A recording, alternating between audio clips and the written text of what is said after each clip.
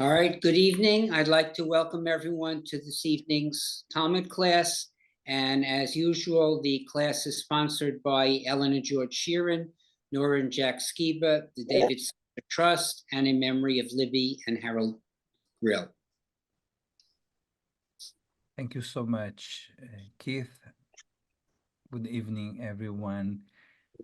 So tonight we will have a conversation on the Jewish Jesus, and we will have a look on what the Jewish sources have to say about Jesus and how do we understand the whole idea of Messiah and why Jesus is not recognized as accepted as the Messiah for the Jews and so on. Before we proceed and I bring the Jewish literature to your screen, I have a question to you. And my question is, when does a group inside a religion stop being a group and starts being a new religion? So we today have very different ways to be Jewish. We exercise our Judaism in several different ways. And still, we call all of them Jews. And as you know, and we will see it in a short while from the Jewish sources, Jesus was Jewish. And the debate during Jesus' time was a Jewish debate on how to be Jewish, how to practice Judaism. At some point, inspired by Jesus and his teachings, a whole new religion was created, was founded. But what we know today as Christianism, Christianity, it started at some point as a sect, a group inside Judaism. Do you think that the different streams, the different movements of Judaism that we see today might one day found a new religion, might start a different religion? What is the turning point? How do we determine that a group within a religion is not anymore part of that religion and is now a different history? Now it's a totally different religion. So this is an open question. Do we think that the reform movement one day can be seen as a non-Jewish movement? Or maybe Chabad maybe one day seen as another religion, a different religion. After all, Chabad has their own Messiah that the rest of the Jewish people doesn't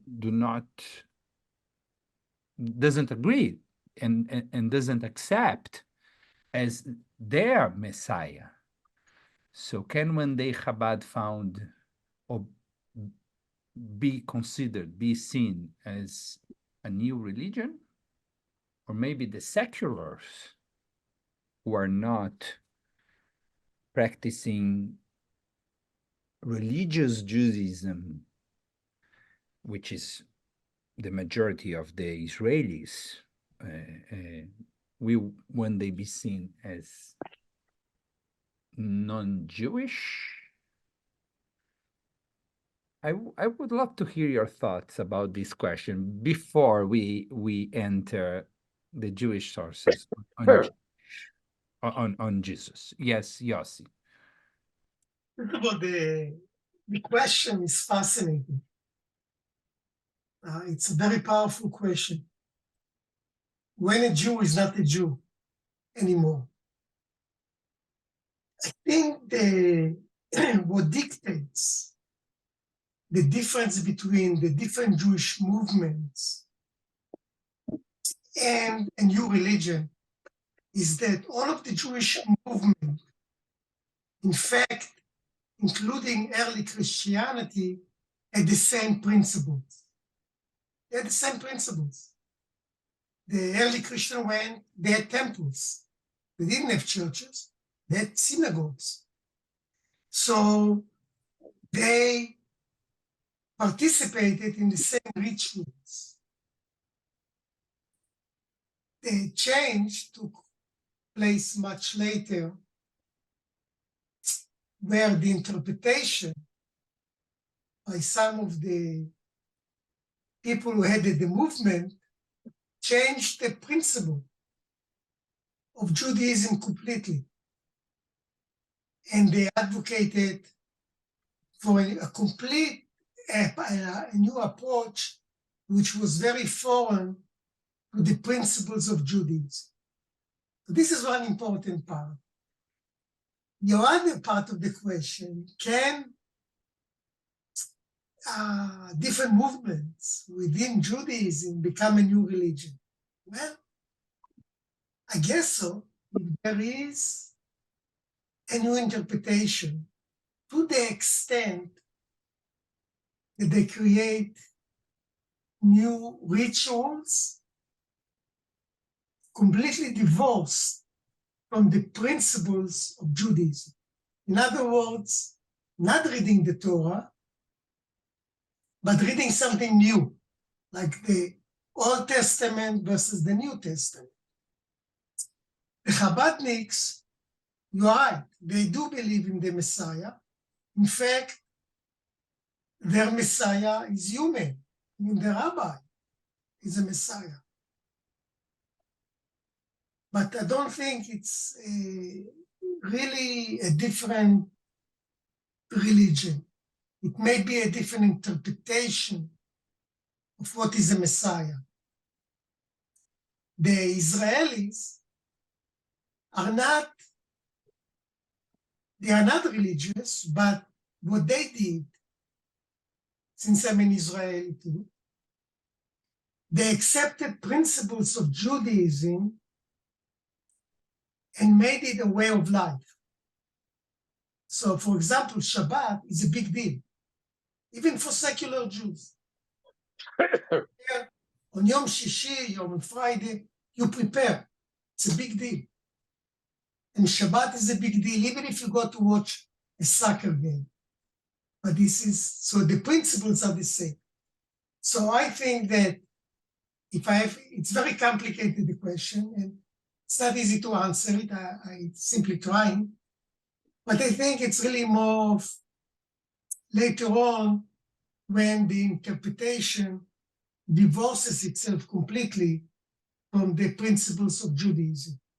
They don't recognize it any longer. Thank you, Yossi. Let's hear what Stephen has to say. Okay. So, Well, which Stephen? Sorry.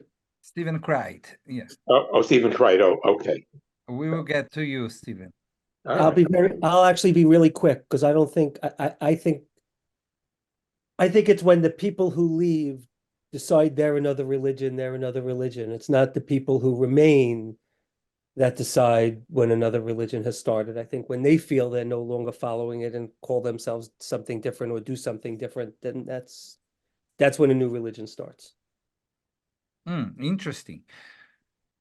So you are saying that it's not determined by the established Jewish community, but by the group themselves, the group itself that says we are not anymore part of this group. But what about groups that consider themselves Jewish and we don't see them as Jewish? Right. We will touch on Messianism, yeah, Jewish, the Messianic movement that accept Jesus as their Messiah and still consider themselves part of the Jewish people. But we as Jewish people say, no, no, no, you cannot accept Jesus and be Jewish at the same time. But they want to be considered Jews. So it's difficult. Lisa. I think Steve is close to something there, though, because it is not at all clear that Jesus himself thought that he was founding another religion as much as purifying the one that was there. And analysis of the texts of the New Testament Gospels, there are lots of arguments about whether what they say Jesus said was anything that he actually did say. And the fact of the matter is, when whatever it was beginning, they looked for membership among the Jewish people. And it was only because the Jews of the time were suspicious of this quasi-Messiah thing without having the Messianic age arrive that they began to proselytize outside of the Jewish religion. So there was a decision, and now we're talking maybe 80, 100 years after Jesus' death, there was a decision that they were Jews before, but they weren't going to be anymore. And it was their decision. What the Jews of the time thought of them, well, they didn't believe in Jesus, but that, I'm not sure that meant that they didn't think they were Jewish. They may have thought they were just Jews who were sadly misled. Someone has written about that, but I don't know. Even Kauka? Okay, well, I think one thing that might really seal the deal of separation is a different day of the Sabbath. For instance, I think that those who followed Jesus knew that it was their followers were irreconcilable with Judaism, as they made their Sabbath just a different day, a Sunday instead of Saturday. Okay, Yossi also referred to Shabbat, but you know that when the Reform movement was first founded, they moved Shabbat to Sundays. And because they wanted to be able to really stop working on the new Shabbat. Oh, I didn't know that. And Saturday was a work day. They had to work on Saturday, and they moved Shabbat to Sunday. The Reform movement did. And just to keep on provoking you a little bit, when Yossi says about when they stop using the Torah as their book. So first, the Christians never stopped using the Torah as their book. The Torah is their book too. They just have a chapter B. They have a continuation to the Torah. But so does Chabad. Chabad has the Tanya. The Tanya is a book accepted by Chabad as revealed by God, and it's a book that is not learned or even considered by the other movements. And the seculars also have their continuation for the Torah. Buber Jabotinsky, Bialik. Interesting. Yes, Roberta. Well, I think that the current movements within Judaism have diverged considerably. The Orthodox have become much further to the right than they used to be, and the Reform and secular have gone much further to the left, to the point where if you look at the Haredi in Israel or the ultra-Orthodox, even in this country, they don't consider Reform Jews to be Jewish. And they don't, I think a lot of them don't even consider conservative Jews to be Jewish. I mean, so I think the flip side of what Stephen Kreitz said is, I mean, I accept the fact that if you don't identify as Jewish anymore, you're not Jewish. But Judaism is interpreted so differently in different movements now that the tolerance that people have for each other is just a lot less than it used to be. Yes, it's complex. Yossi? I think Roberta raised a very important issue. I disagree a little bit with the conclusion. Interpretation of Judaism doesn't mean you're not Jewish. There is interpretation. Christianity, later on, after Jesus, not only had different interpretation, but they build on this interpretation a New Testament. It's a big difference. The Shabtai Tzvi was also a Messiah. I don't know if you're familiar with the name, but during I think, the 14th century or the 13th, I don't remember, but he became a Messiah during the Muslim reign of all of the Middle East and Europe. It was absolutely interesting. Some people believed in him. So I don't know if Shabtai Tzvi considered a new religion. I think it was Jewish still, with a new interpretation. Yes, Marty. Very quick question. What you said Chabad used its own Bible or own book. What was the name of that? Tanya. What? The Tanya, T-A-N-Y-A, Tanya.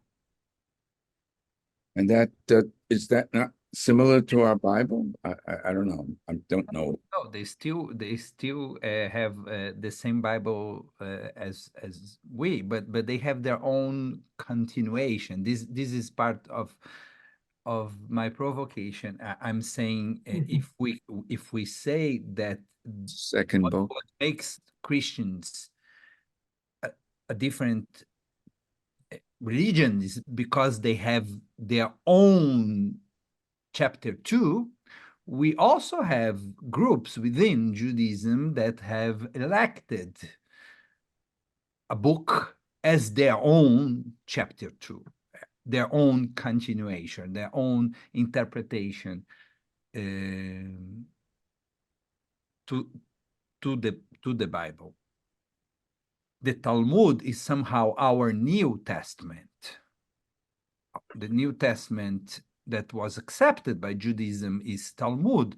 Not every Jewish group accepted the Talmud. The Samaritans did not accept the Talmud because they wanted to keep interpreting the Torah directly. They didn't want to abide them, to feel that they are obligated to interpret the Torah by the eyes of the Talmud. It happened with a Jewish sect, with a Jewish group, the Samaritans, the Shomronim. Okay, so now that we are more confused than we were before, it's a good time to go to the Jewish sources. So let me start sharing with you some of the sources here, and I am I took them mostly from two places. One is a website that I like very much called My Jewish Learning, and the other is Sefaria. Sefaria today is the most important place to go when you want to reach traditional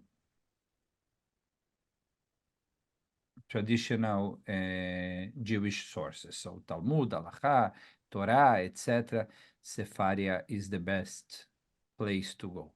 So I assume you have my screen on your screen, and I will start reading and talking. Feel free to interrupt me if you have any question or comment. So what are the Jewish qualifications for the Messiah? And this is very important because based on this qualification, we will disqualify Jesus as the Messiah.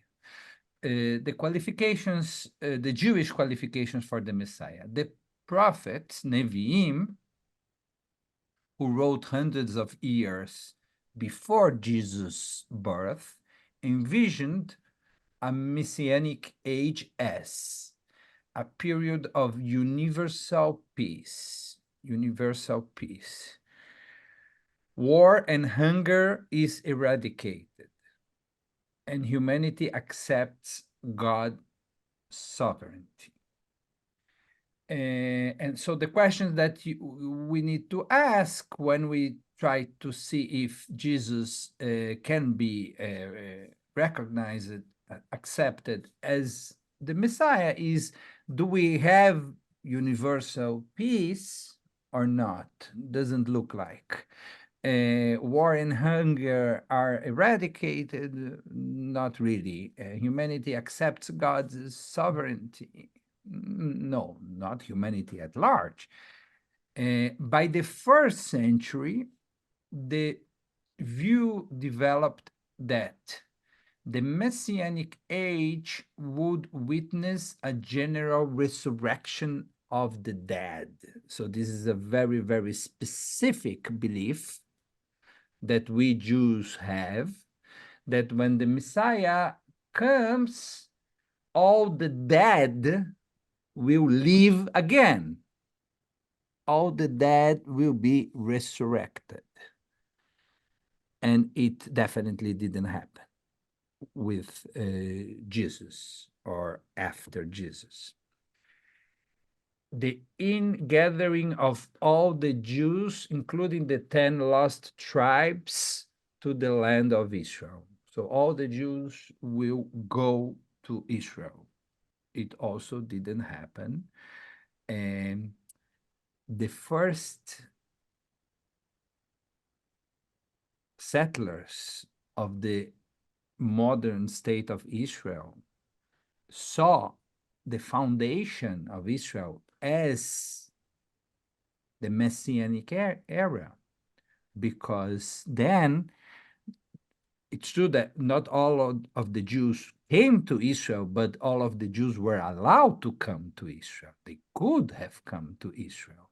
So the Zionists understand the foundation, the independence of the state of Israel as the fulfillment of the Messianic era.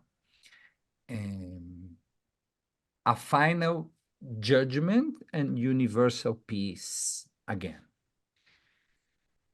Jews expected the Messiah to be a descendant of King David. And the Dead Scrolls, that once again is a sect, is a group inside the Jews that lived 2,000 years ago,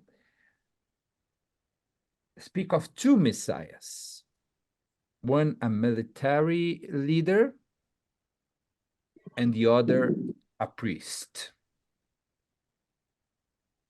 Still other Jews expected the prophet Elijah or the angel Michael or Enoch or any number of other figures to usher in the Messianic age. So the idea is that the Messianic age will be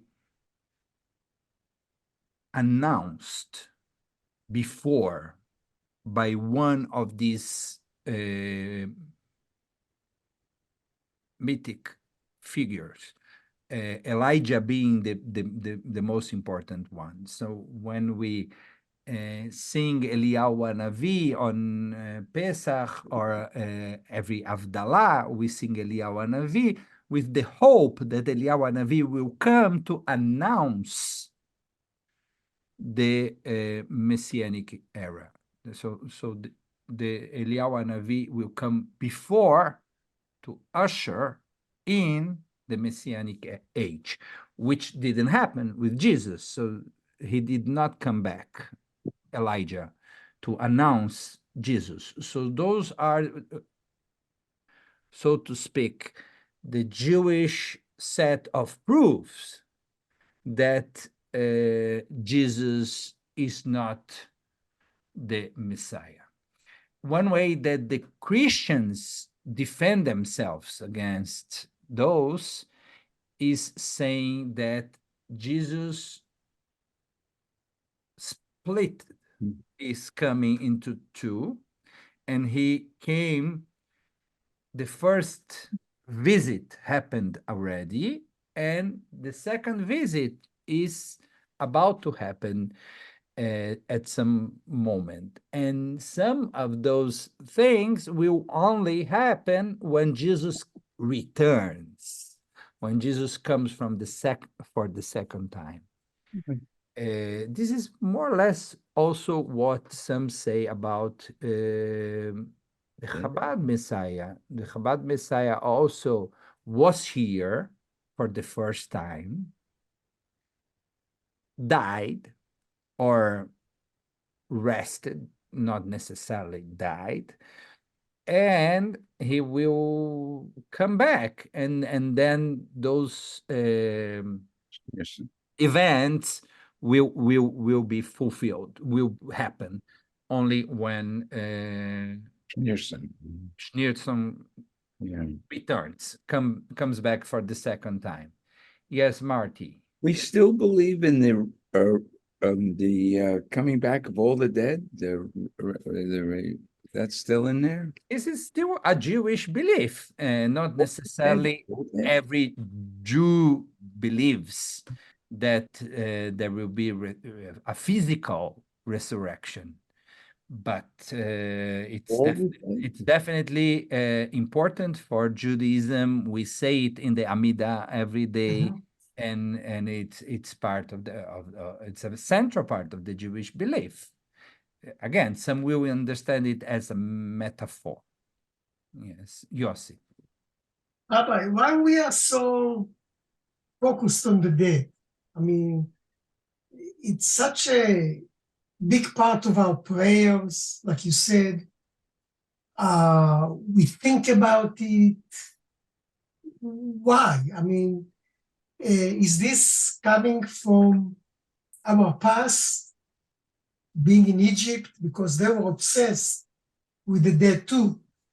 And in fact, today, every time in Lag BaOmer, we go to Tzfat and spend time near the graves of the tzaddikim.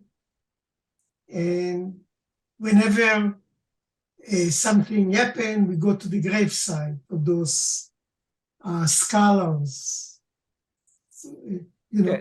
scholars. Tradition is it's a later tradition of I see. going and visiting graves. It didn't happen even once in the Torah story. You have no one going to a grave to light a candle or to make a prayer or to anything. Once the person is buried, no one comes ever back to visit the grave. It never happens in the Bible. It was a later tradition that was developed as many others. And I'm not sure that Judaism is so focused on death. I think there are other religions that are more focused. We do not have several holidays or nothing. Actually, once the first year of mourning is over, there are obligations that are very, very eventual and are connected to saying Iskor 4 times a year and Yurtzeit, and this is it. Lisa. I'm not thinking that this aspect of the Messiah, you know, he comes and the dead rise again, that's a focus on death, but almost exactly the opposite. A big thing with Jesus was that he could raise the dead, and there were many rabbinical mystery stories around that time of various other rabbis being able to raise the dead. So the proof positive of your being someone with a direct line to God was that you could bring someone back to life. So if you're coming back as the Messiah and the whole world is changing, then death has to disappear, because you can remove death. So that's why I think it's there. The magical trick par excellence. Par excellence, the most difficult of the magic tricks that one could ever make is to bring someone back from the dead, right? Yep. Let's read a little bit more. So what Maimonides says about the Messiah. Jews believe the Messiah must accomplish specific things in order to confirm his identity, or her identity, I would say. Among them, restoring the kingdom of David to its former glory, achieving victory in the battle against Israel's enemies, rebuilding the temple. This is another part of the messianic image, that the Beit HaMikdash will be rebuilt. That is something that definitely did not happen, and not with Jesus or with the Lubavitcher Rebbe.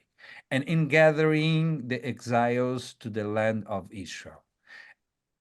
And and Maimonides says, and if he is not successful with this, or if he is killed, it's known that he's not the one that was promised by the Torah. So this is the way to check and see if he is or he's not the Messiah. But if he did not success in all this, or he was definitely not the Mashiach, the word for Messiah, promised in the Torah. And God only appointed him in order to test the masses.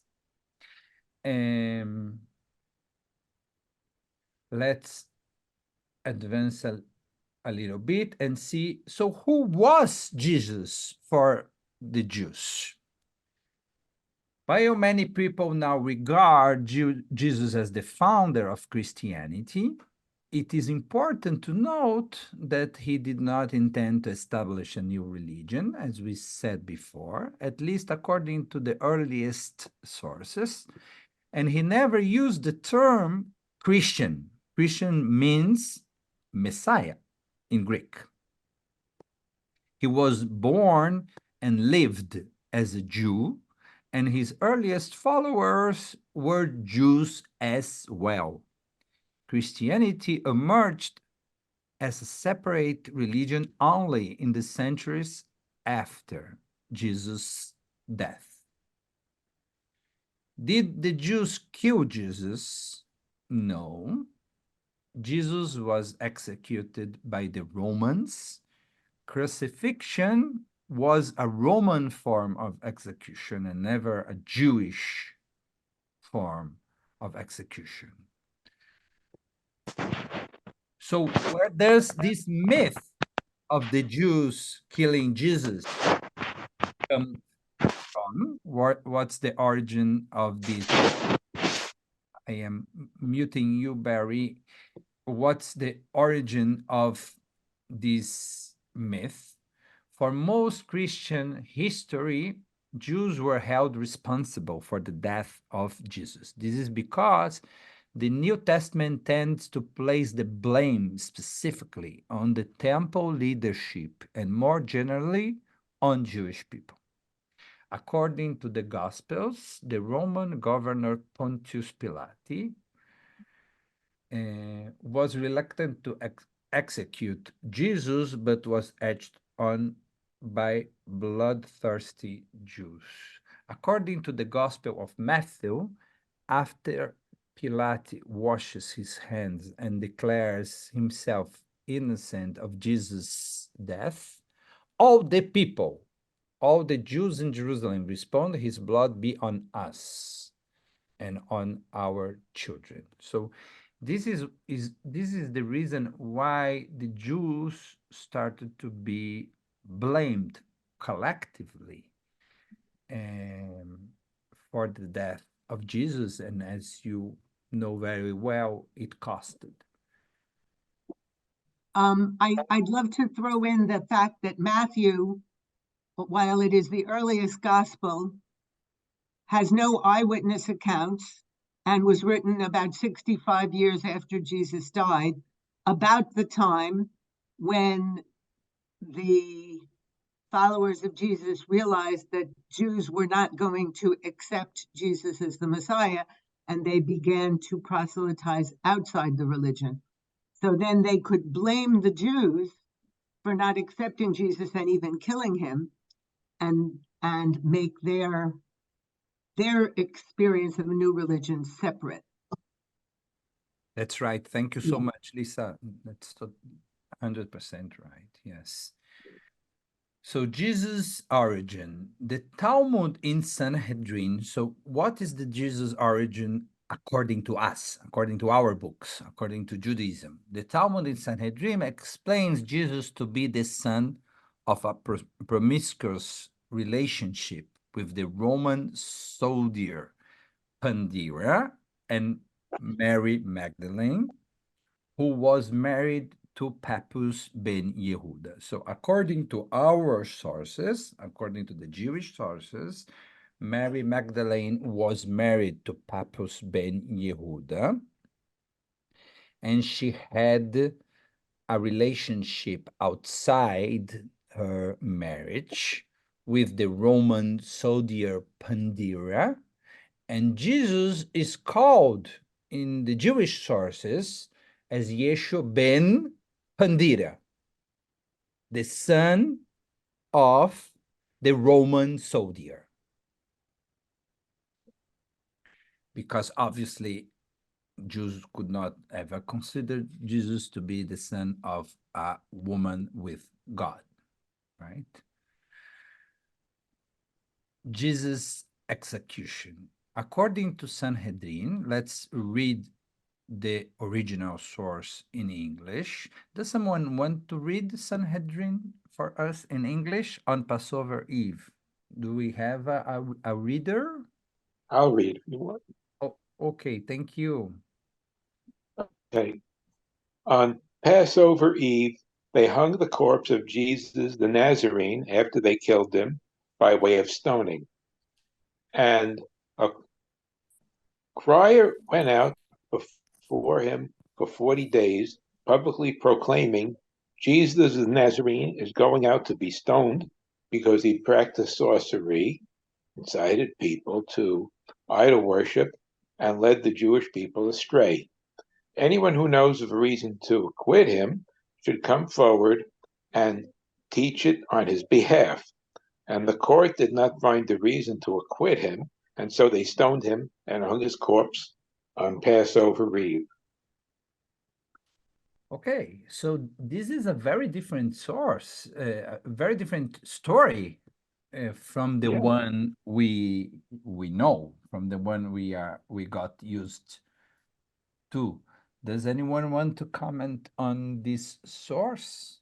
First of all, we have Jesus stoned to death and not crucified.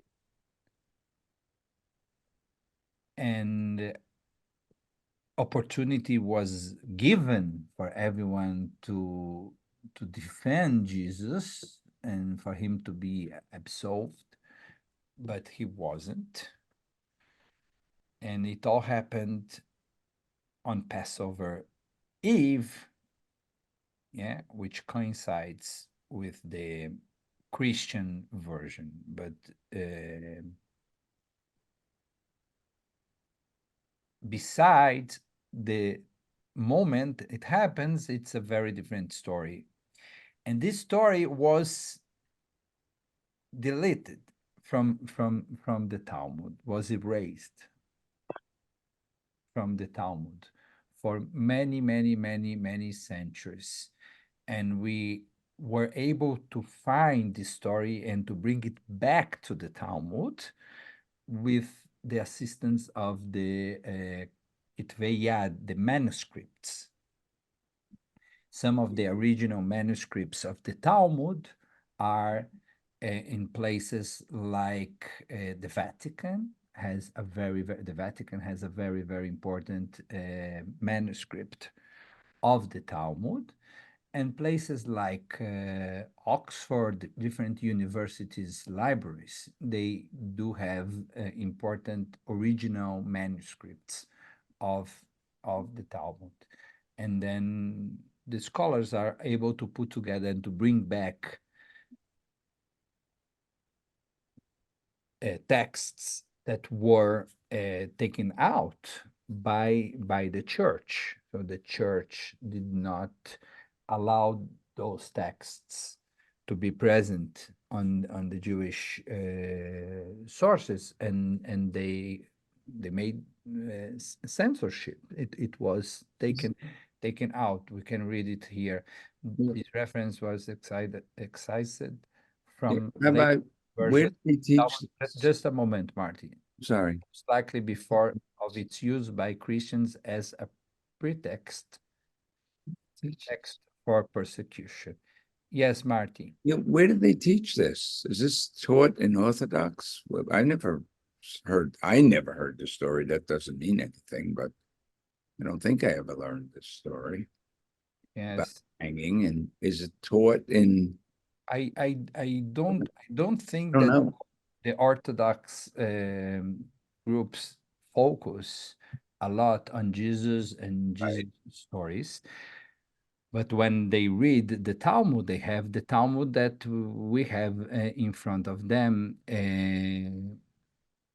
Again, the version of the Talmud that they have and that we have do not have those original stories, Right. because they were taken out. Are they taught anywhere now, or just in the seminary? We don't teach it. We don't teach this in our school.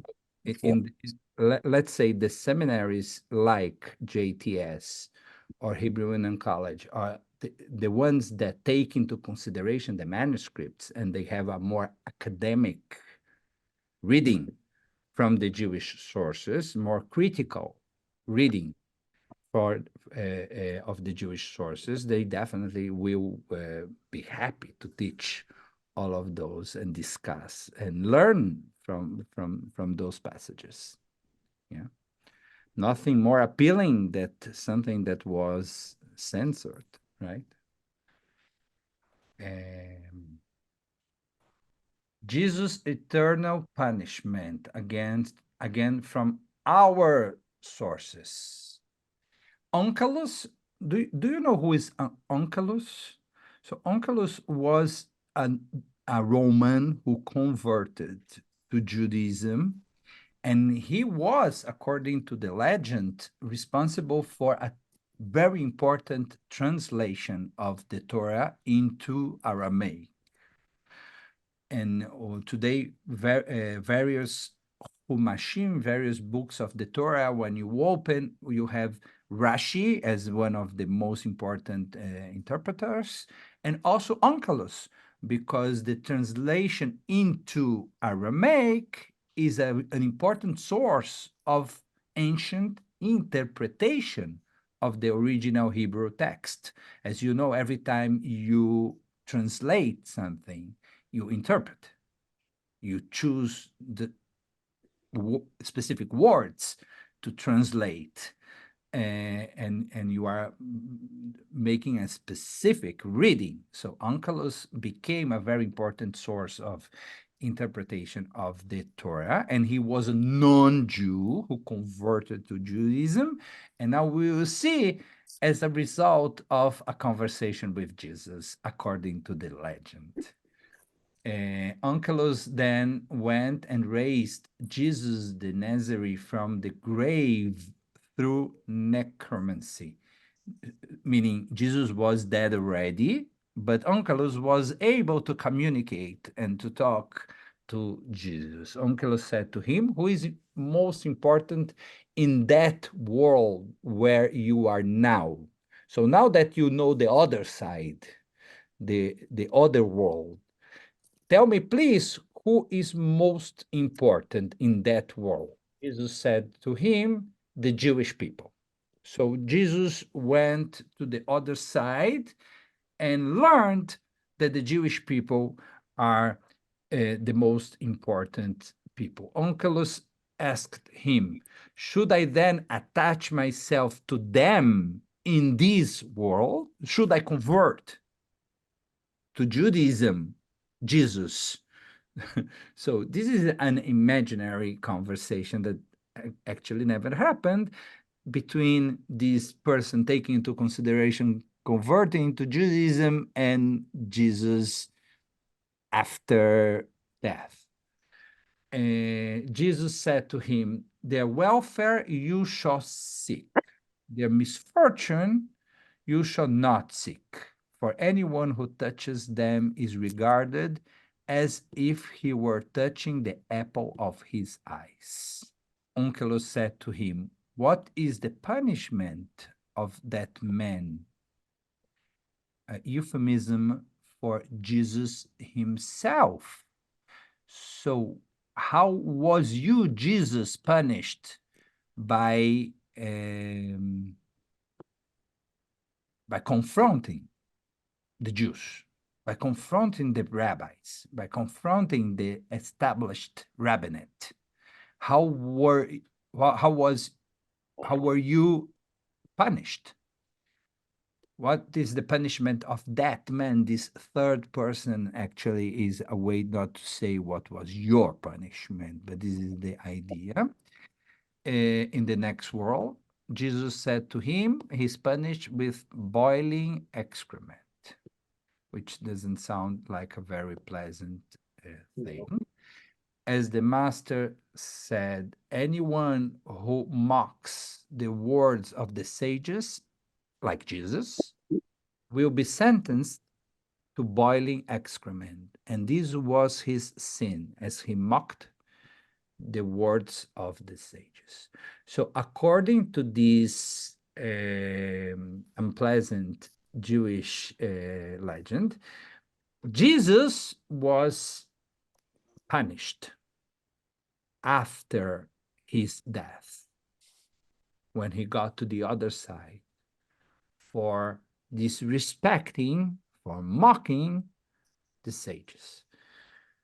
So we need to understand the context of a legend like this is the dispute between Jews and Christians, where the Jews were the weak side of the dispute, persecuted and killed by the Romans. As you know, Christianity became the official religion of the Roman of the Roman Empire, and the Jews were persecuted and killed, and they had one only tool to face the persecution. They had one only weapon.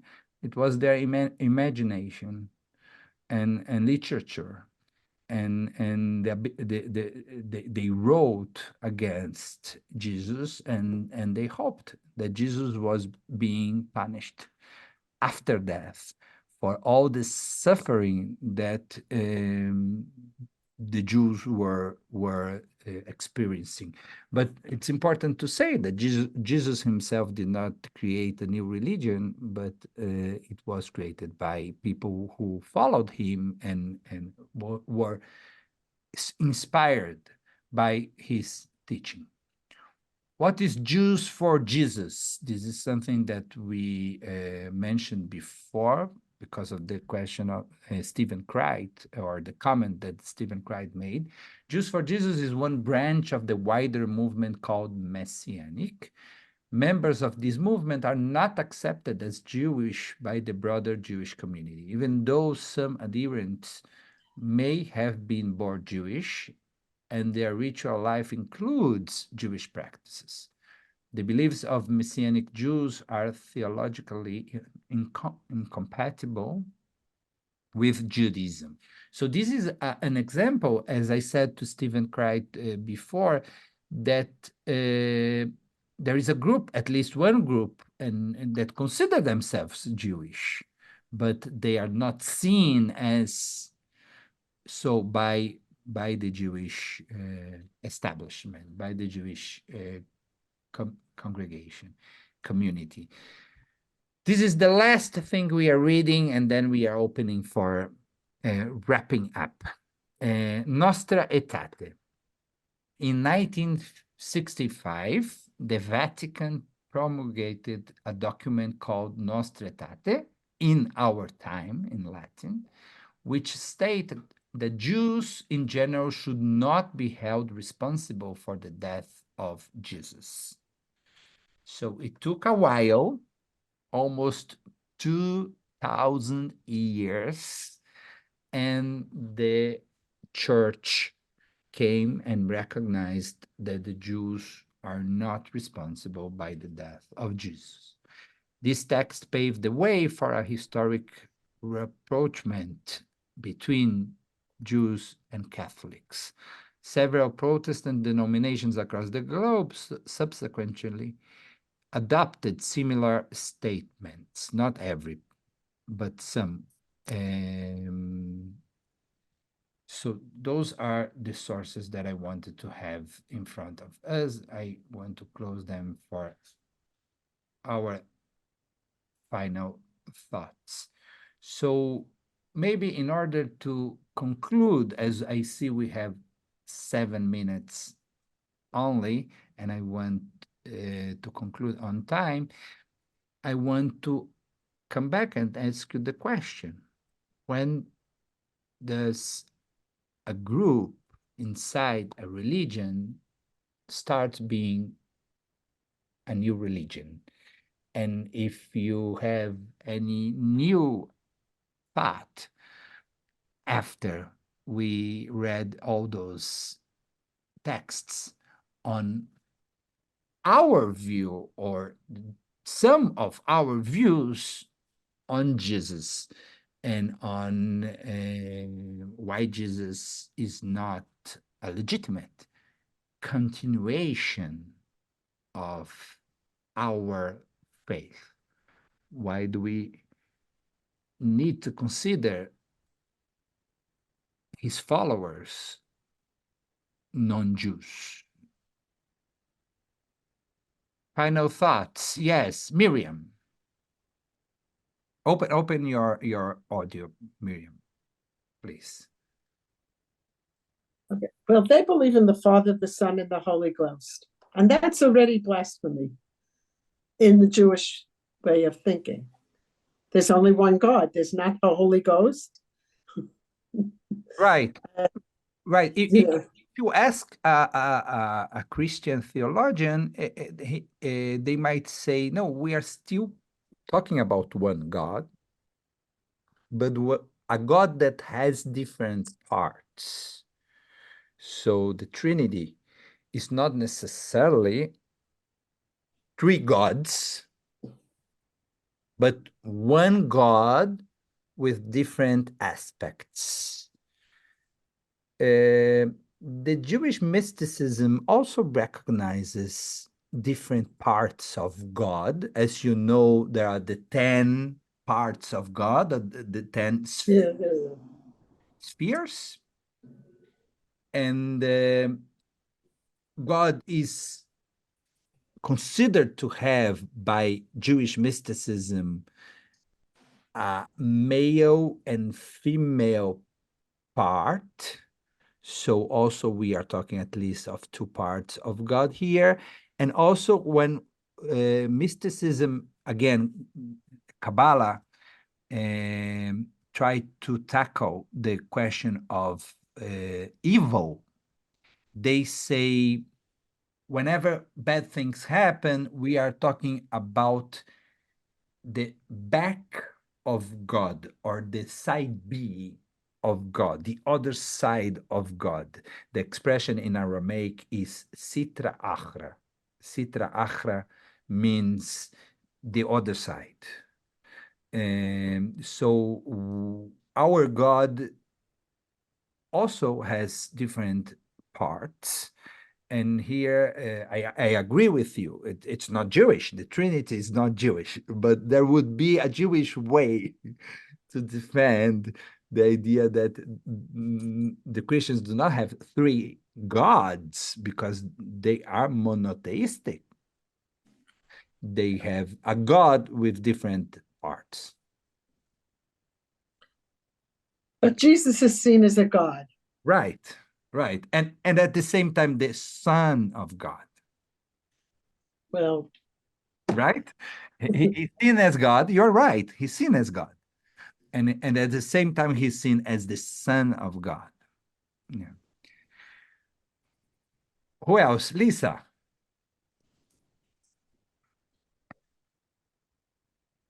I always talk, but the thing that always sticks with me, I taught the Bible as literature for many years, and I taught the Hebrew scriptures, and I taught the New Testament. The thing I always come back to is Jesus died a believing and practicing Jew. He died right after he conducted a Passover Seder, and if you read it carefully in the New Testament, he holds up the bread and says, Halach ma'anya. He does the cup of wine. He was a believing Jew. He did not want to start another religion. So it's a knotty problem when the new religion takes as its leader and its God someone who did not think he was. And that is the problem for me with Christianity, because Jesus would be surprised. And in fact, there is a wonderful section of the Brothers Karamazov, Dostoevsky's book, where Jesus comes back during the Inquisition. And the Grand Inquisitor, which is the name of the section, the Grand Inquisitor decides to kill Jesus because what the Catholic Church is doing cannot coexist with the message that Jesus was sending. So they have to get rid of Jesus before he begins to call the crowds to him and say his message, as opposed to the current message during the Inquisition of the Catholic Church. As I say, he is the leader who did not create or believe in the movement. I like your comment very, very much, but I need to hold to my position as the provoker here. And I want to ask you, when you say Jesus would be very, very surprised with what his teachings have become, I would say so Abraham or Moses, right? Because those are inspirational figures. I knew you were going to say that. I felt it coming. It is very true. It is very true, but I'd like to think that Judaism, it remains in the spirit of Moses and Abraham more than Christianity remains in the spirit of Jesus as he was when he was a living human being. Or so it seems to me. Yeah, at least he did not believe in persecuting and torturing and killing people that disagree with him. And he was friendly towards a prostitute, and he was very open-minded towards all kinds of sinners. Right. So what can I say? Jeff. This is off the path a little bit, but if what I'm understanding that Christians believe in their own way of believe in the Torah, but then they have an adaptation to it, do they then believe that Israel should be Israel? And why are we seeing such issues now with Christian faith not supporting Israel? Oh, the moral majority supports us. Yes, they do. In fact, there was even a Christian-based organization in Texas, Liberty First. They supported just Chabad in getting in that discrimination lawsuit against the town of Atlantic Beach, and they were successful. The evangelicals definitely support Israel like crazy, and the Catholic Church in the city, Cardinal Dolan, has instructed the churches, the Catholic churches, to fundraise for the UJA Federation since October 7th. Because they need us when the Messiah, if Jesus is going to come back again, they need us to convert and be convinced that he is the Messiah. I agree. I agree. I agree. There is no pure reasons behind, but the result is that they are not Right. Israel. They just need us to come and believe that they were right and we were wrong. No, they're You asked the question, what causes a group to form a new religion? That could also be a theology or a faith or worship or anything. Sure. And a combination of all those. We haven't really, what causes that? An idea, someone gets up and, I don't know, it could be bullying, be a lot of things. What causes it? I don't know. Many things. A lot of things. But the money changes in the temple is one large sticking point there. The Jesus who overturned the tables, whereas Jews needed it just because there were so many different local currencies and it was needed for animal sacrifice. Yeah. Then that became, whether true or not, that became sort of a talking point in Christians, like the money changes in the temple. Like as if the physical world were evil. But in Judaism, the physical world isn't evil. There is some very irreconcilable difference. As Stephen Mollis normally says, Norman needs to go to bed.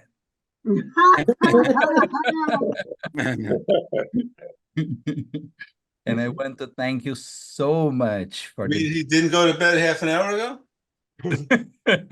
He went to sleep a half an hour ago. His body is still there. I want to thank you very much for the beautiful conversation, and I want to see you all again at the end of January when we have our next class. But in the meantime, Happy New Year. Happy New Year. Happy New Year. Thank you, Rabbi. Thank you, Rabbi.